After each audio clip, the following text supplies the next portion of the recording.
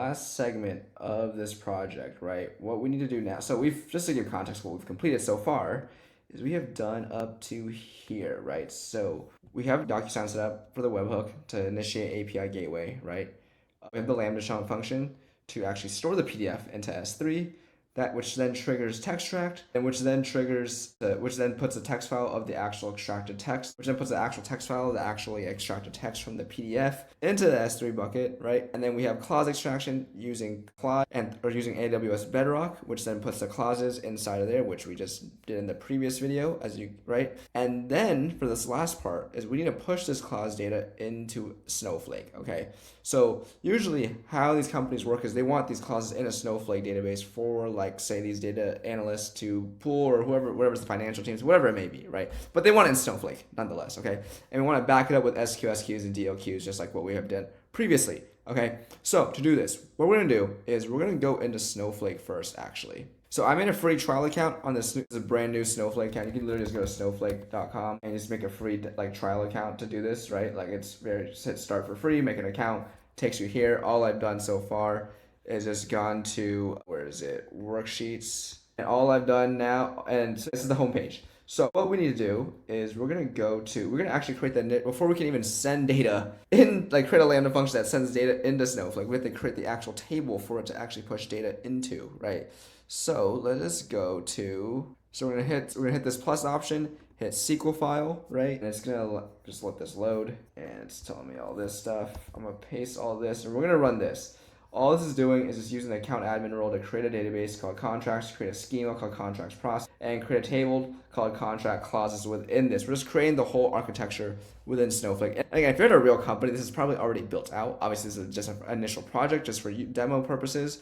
So we're just doing all this, and then so we need to run this code. Reason being is that we don't have any tables to actually push data into Snowflake into, right? We don't have a database, we don't have a schema, we don't have a table, right? So we're going to create all this right now with all this. And what this is going to do is create an envelope ID, so an actual ID for the document name, clause type, present, clause text, model ID, source key, ingested at. Okay, so just some basic stuff, right? And again, you can make these whatever we want. And if you're working at a real company, by the way, these are already probably defined. I'm just creating them because this is a demo project, right? So we need to create a Snowflake database, right? So I'm going to hit this run button. So I'm going to highlight all of it, hit run, and it creates everything. And if we go to the actual table, so let's go to home, and then let's go to database explorer, right? You should be able to see this. See, there's this contracts folder with process schema with the tables, contract clauses. There's no data in it. It's gonna be empty, but so there's 0 rows.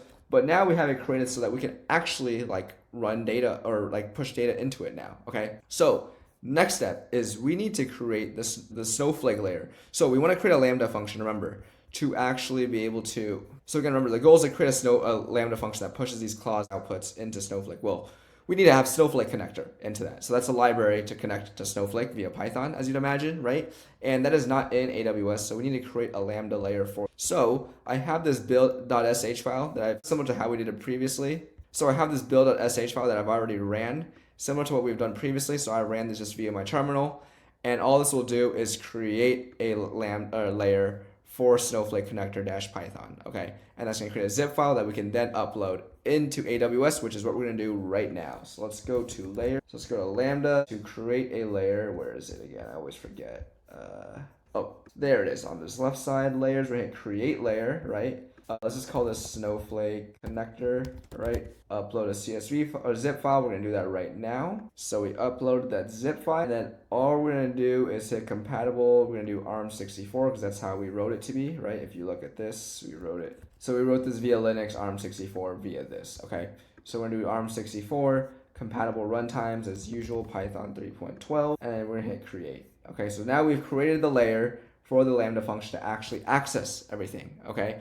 And just like what we've done before, once it's done creating, right, we're gonna have to create the DLQs and the SQS queue for the Snowflake push, okay? Just like what we had before. So again, if it fails, we have automatic retries and DLQs for if all 3 attempts fail once this is all done loading up. Okay, this is done. Now let's go back to SQS queue, or SQS. I don't know why I always call it SQS queue, but we're gonna go do same exact steps as before, right? So let's name this contract. Let's say contract Snowflake DLQ, visibility timeout. We can keep this the same, make this 14 days because it's the DLQ, right? And just hit create.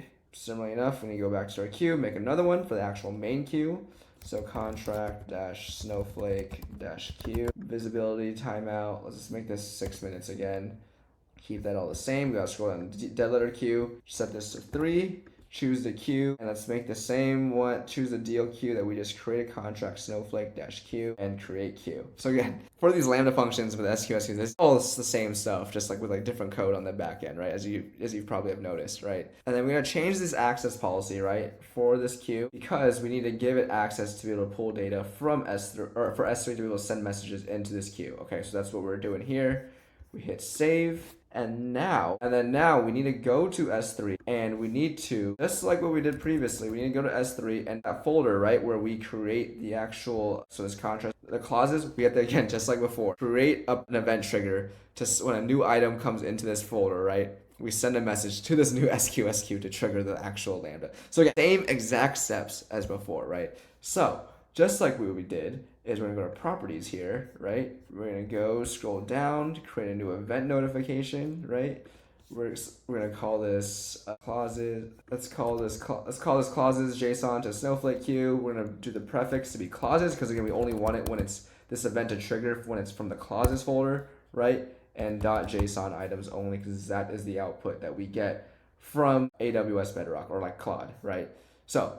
And we're gonna do all objects, creates events, and then just hit save changes. Okay, oops, and let's choose a link. And then before we hit save changes, my bad, is you have to hit SQS queue, and we have to actually set the destination to be contract snowflake queue, which is again the queue we just made. Hit save changes. That should be good, right? Now we can create the Lambda function. So again, just to be able to create this Lambda requires a lot of just stuff to do. Okay, so we're gonna create this Lambda. So we're gonna hit create function, as you can see here. We're gonna call this contract snowflake load. Let's just call that Python runtime 3.12. Hit create function, and let's put in the code. So the Lambda function got created, and what we need to then do is we're gonna paste the code to actually load the data into Snowflake. Okay, so this is the actual code that we're running to actually push data into Snowflake. Okay, so as you can see, it has these environmental variables that I'm gonna get to in a second, so ignore those for now. But we defined a couple things, which is like the warehouse, the database, the schema, and all of this is just from actual Snowflake when you create the actual table, okay? And if you want to get this data, you don't know it, there's this, you can run this tab right here, and it gets you your actual account and region and username, and this will allow you to actually create what I just showed over here. And this will allow you to actually create, what's it called, this thing, because it's just the account plus the actual location of it. Okay, so again, let me just make this smaller actually for you guys to see. So account number, right? So this is the current account, and then the actual region, US West 2. Okay, so just following that, right? And the actual warehouse, the contracts, and this is what we defined when we actually created, what's it called, the actual Snowflake table. Okay, so this is just the function to connect to it. So just using the user password and all that stuff in the role. And then all we're doing then is once we connect to it is merging in the data via a SQL call to actually, and this is just all gonna be from the clauses that we extract, right? And just a function to actually process the bucket, okay? So it's a pretty straightforward function. I'm gonna hit deploy. And while this deploys, what we have to then do is actually put our logins into this Lambda function. So if we go to general configuration, hit environmental variables, we need to actually add our key, our username and password into this. Okay, so I'm not gonna do it on here because I actually use the password I use for like a lot of things. So I'm not gonna do it on here like live, but you just hit edit and just hit add environmental variable and just name the key and the value. Okay, and then so I just added those environmental variables. What we need to then do is go to configuration, hit permissions.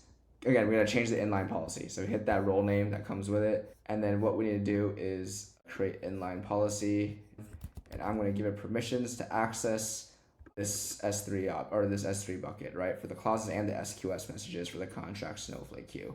Same process before, guys, right? And just hit next. Policy name, let's just name this contract-snowflake-load policy. I don't know. Let's see. Just hit create policy. That should be good, right? And then let's go back to this Lambda. What it's missing is the layer as well to actually, run this code. Because again, this will fail because of this Snowflake connector right here.